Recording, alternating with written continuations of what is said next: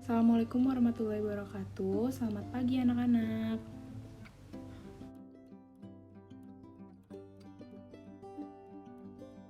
Apa kabar semuanya?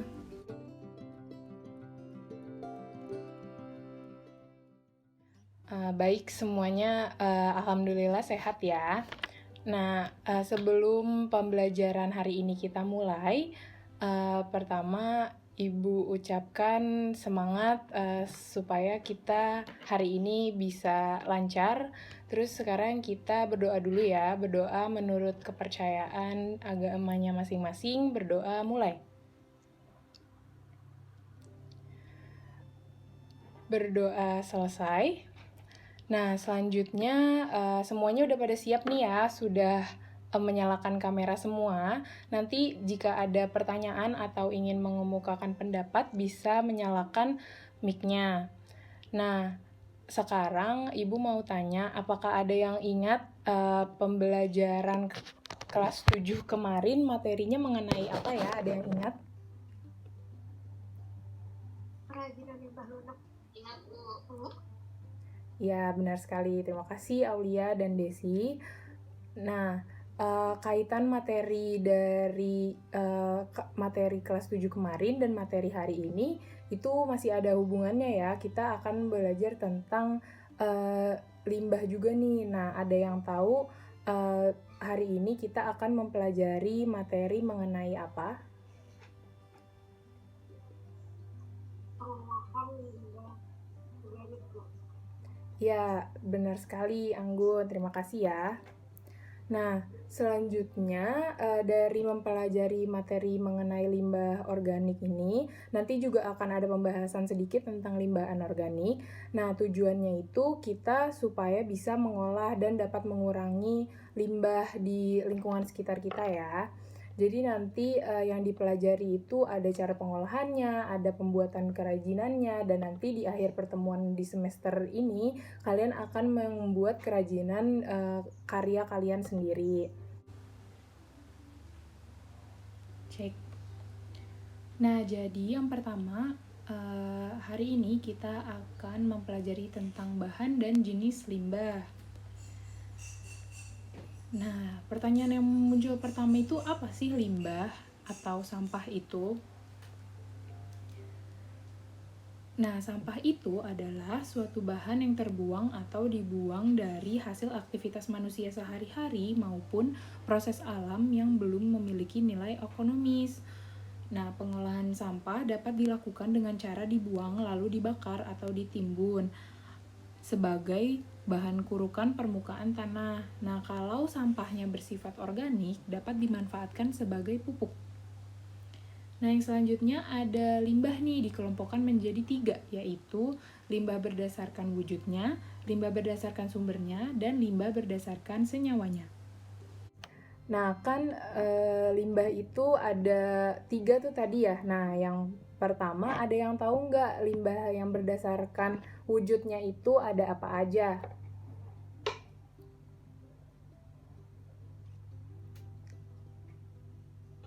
Saya bisa mencoba menjawab. Iya, boleh Anggun. Limbah berdasarkan wujudnya itu ada limbah padat, limbah cair, sama limbah gas. Ya, benar sekali ya. Nah, terus yang terakhir tuh yang limbah berdasarkan senyawanya, apakah ada yang bisa menyebutkan limbah apa saja? Saya, Bu. Ayo, siapa? Desi deh, boleh Desi.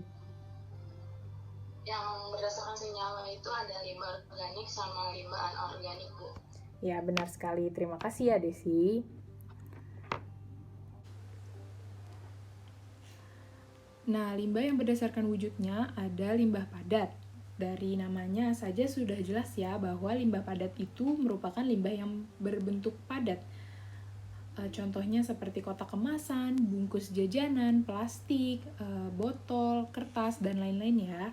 Selanjutnya ada limbah cair yang tentunya memiliki sifat fisiknya itu merupakan zat cair, misalnya air cucian, air sabun, minyak goreng itu juga termasuk limbah cair ya, karena teksturnya itu merupakan sebuah cairan. Nah, selanjutnya itu ada limbah gas. Nah, limbah gas ini merupakan jenis limbah yang berbentuk gas. Biasanya dikeluarinnya tuh dari hasil sektor pabrik, itu biasanya suka ada asap atau hasil pembakaran atau polusi dari kendaraan bermotor.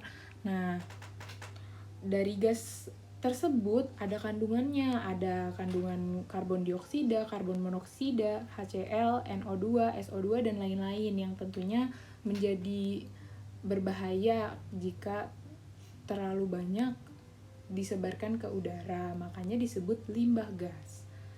Selanjutnya ada yang berdasarkan sumbernya. Limbah pertanian. Yang pertama, limbah yang ditimbulkan karena tentunya dari kegiatan pertanian. Yang kedua ada limbah industri, limbah yang dihasilkan oleh pembuangan kegiatan industri. Yang ketiga ada limbah pertambangan, limbah yang asalnya dari kegiatan pertambangan. Dan yang keempat ada limbah domestik, yaitu limbah yang berasal dari rumah tangga, pasar, restoran, dan pemukiman-pemukiman penduduk yang lain. Ini pemukiman penduduk dikaitkan kepada limbah domestik untuk penduduk yang tidak disiplin dan masih membuang sampah. Seperti yang pada di gambar ya, bisa dilihat bahwa di dekat pemukiman penduduk tersebut sampahnya atau limbahnya itu masih banyak. Nah, limbahnya itu disebut limbah domestik. Nah, yang selanjutnya ada berdasarkan senyawanya, yaitu ada dua. Yang pertama ada limbah organik dan yang kedua ada limbah anorganik. Nah, limbah organik seperti yang tadi sudah dijawab oleh temannya, limbah organik ini mudah diuraikan ya, jadi dapat ditemui juga di sehari-hari, contohnya seperti kulit buah atau kulit sayur, kotoran hewan, dan lain-lain. Limbah organik ini dibagi lagi menjadi dua, yaitu limbah organik basah dan limbah organik kering. Selanjutnya ada limbah anorganik, adalah jenis limbah yang sulit atau tidak bisa diuraikan, jadi sulit membusuk. Jadi kalau penumpukan limbah anorganik ini tentunya akan mengganggu kehidupan manusia ya dan makhluk hidup lainnya. Contoh limbah anorganik ini adalah plastik, beling, baja, dan yang seperti di foto ada botol plastik, ada kaleng, dan banyak lagi ya. Oke, nah sejauh ini apakah ada yang ingin ditanyakan? Belum ada, Bu. Ya, kalau begitu lanjut ya. Nah, selanjutnya ada prinsip pengolahan limbah anorganik. Nah, prinsip pengolahan limbah anorganik ini ada 6. Semuanya depannya dari R, makanya disebut menjadi 6R. Yang pertama itu ada rethink, yaitu memikirkan kembali keputusan dalam membeli sesuatu. Jadi apa yang dibeli itu dipikirkan lagi akan menjadi limbah kah nanti di rumah atau akan menjadi sampah, menambah sampah menjadi lebih banyak lagi. Nah, yang kedua ada reduce, yaitu mengurangi, meminimalisir barang atau material yang dipergunakan. Misalnya mengurangi penggunaan plastik, itu salah satu contoh perbuatan dari reduce ya. Selanjutnya ada replace, yaitu mengganti barang-barang yang tidak ramah lingkungan. Di dalam sebuah lingkungan dilakukan sebuah pergantian terhadap barang-barang tersebut menjadi barang yang alternatif dan yang lebih ramah lingkungan. Nah, yang keempat ada repair, jadi memperbaiki, artinya memperbaiki, repair itu memperbaiki barang yang rusak sehingga tidak perlu membeli lagi, jadi barang yang rusak itu bisa dipergunakan kembali. Reuse, yaitu menggunakan kembali, pilihlah barang-barang yang bisa dipakai dan hindari pemakaian barang yang sekali pakai langsung buang, apalagi barang anorganik yang sulit diuraikan ya khususnya. Recycle adalah mendaur ulang. Barang-barang yang sudah tidak berguna didaur ulang lagi. Tidak semua barang bisa didaur ulang, tetapi saat ini sudah banyak industri kecil dan industri rumah tangga yang memanfaatkan sampah menjadi barang lain. Contohnya kerajinan, yaitu kegiatan yang akan kalian lakukan di akhir pertemuan di semester ini. Selanjutnya ada produk kerajinan limbah organik.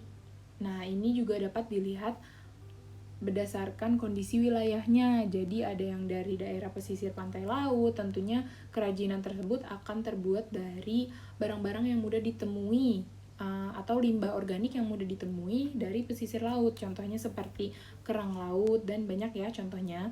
Yang kedua ada daerah pegunungan. Limbah organik yang banyak dihasilkan di daerah ini adalah seperti kulit buah-buahan atau biji-bijian, misalnya seperti biji salak atau itu juga bisa dimanfaatkan, atau kulit salak juga masih bisa dibuat kerajinan. Nah, yang ketiga ada daerah pertanian, limbah organik yang ditemui dari kegiatan pertanian seperti jerami padi, kulit jagung, batang daun singkong, dan banyak ya. Dan yang keempat ada daerah perkotaan. Limbah yang dihasilkan di daerah perkotaan biasanya kertas, kardus, kulit kacang, kulit telur, banyak deh contohnya. Selanjutnya ada proses pengolahan limbah organik.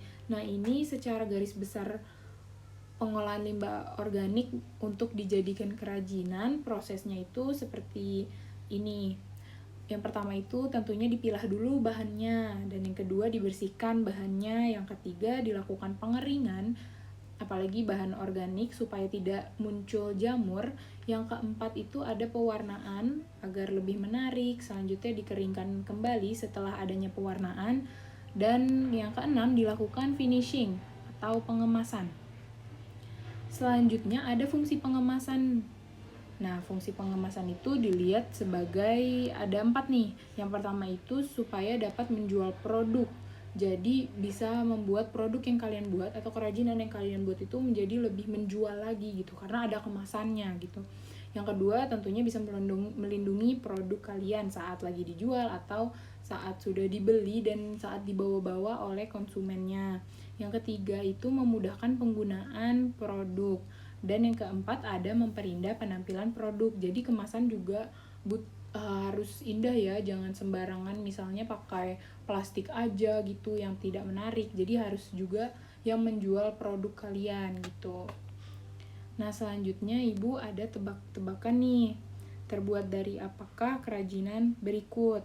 Dari gambar yang pertama ada yang tahu ini terbuat dari apa dan itu kerajinan apa?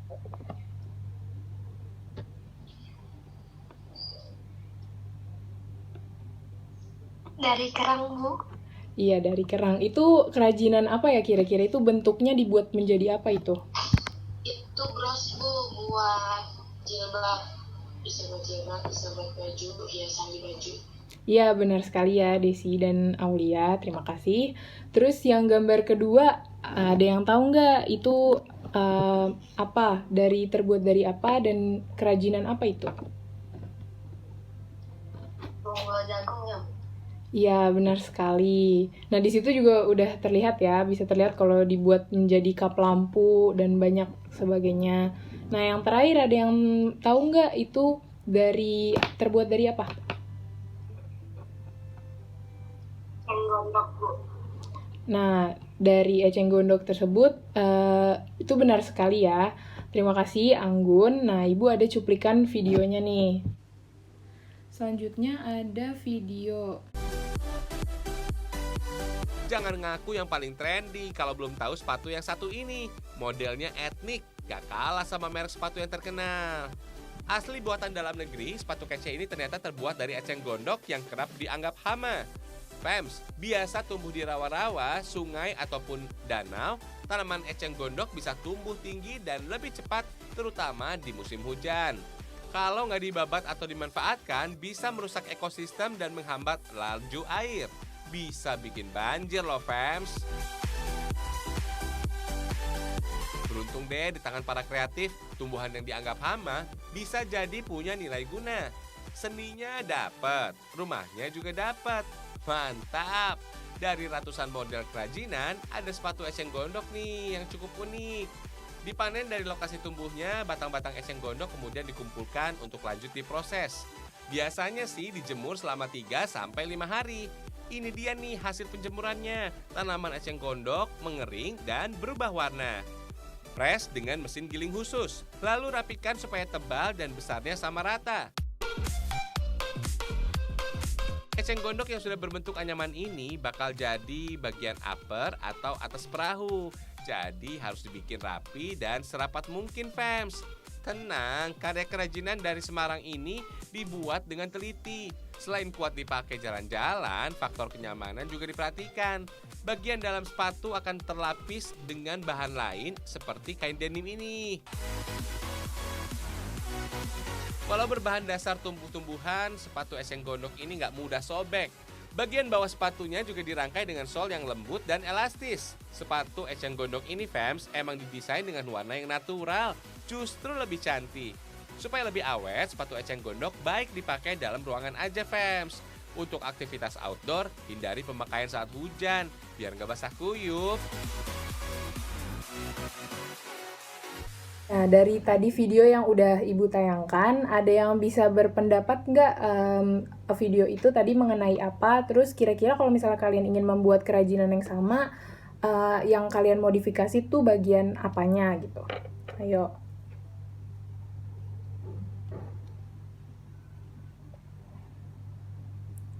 Ada yang ingin berpendapat? Saya Bu ingin mencoba memberikan pendapat. Iya, boleh, Hoirotun.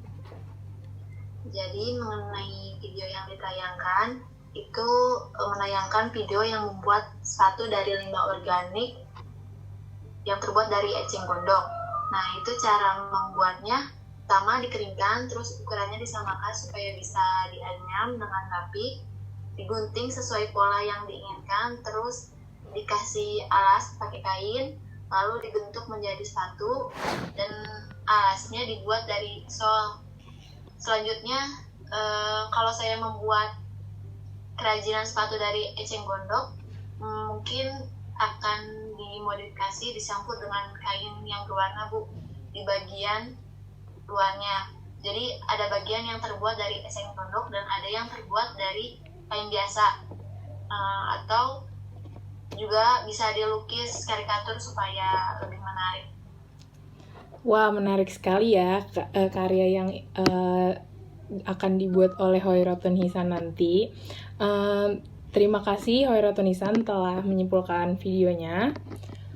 Nah, selanjutnya Ibu mau memberikan tugas. Nah, jadi kan tadi udah ada temennya Hoirotun yang bisa menyimpulkan yang video dari yang Ibu tayangkan. Nah, nanti di Google Classroom Ibu akan menyediakan link video lain yang akan menjadi tugas supaya bisa kalian simpulkan. Nanti dikumpulkan, dilihat saja due date-nya kapan ya. Nah, materi hari ini sudah selesai.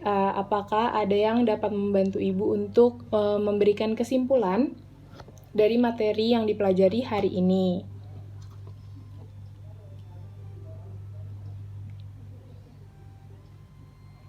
Saya mau mencoba menyimpulkan materi hari ini. Boleh, Desi.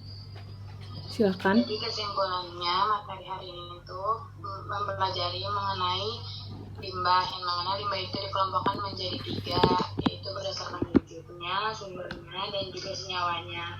Nah, terus ada prinsip pengolahan limbah organik itu ada 6R, yaitu rating, reduce, replace, repair, reuse, recycle. Nah, terus ada produk kerajinan limbah organik itu berdasarkan dari kondisi wilayah. Salah satunya itu di daerah pesisir pantai, yang dimana kerajinannya itu dari cangkang kerang atau sisik ikan, Bu. Iya, bagus sekali ya kesimpulannya. Terima kasih, Desi. Nah, sekarang sudah selesai materi dan pembelajaran di pertemuan hari ini. Semoga pembelajarannya bisa dipahami dengan baik. Nanti bahan ajarnya akan saya share di Google Classroom. Terima kasih telah memperhatikan dan tetap semangat dalam pembelajaran hari ini ya. Dan di pelajaran yang lainnya juga. Terima kasih atas perhatian kalian. Wassalamualaikum warahmatullahi wabarakatuh.